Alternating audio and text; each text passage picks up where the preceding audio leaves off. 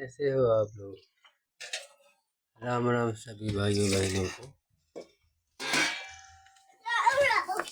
देखो फूला क्या बनाया ये खाने में, क्या बनाई? दाल दाल चावल।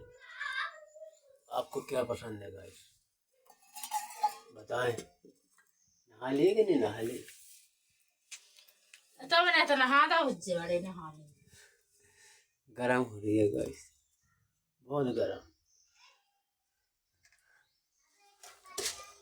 देखो छोटी सी किचन है, मसाला बढ़ रहा है।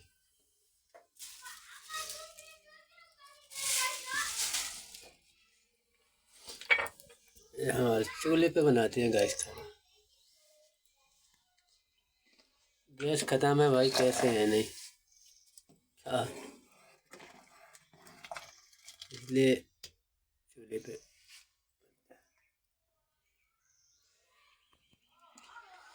ठीक है गाइस, राम राम। सब्सक्राइब कर देना अगर मन हो तो, ना हो तो कोई बात नहीं।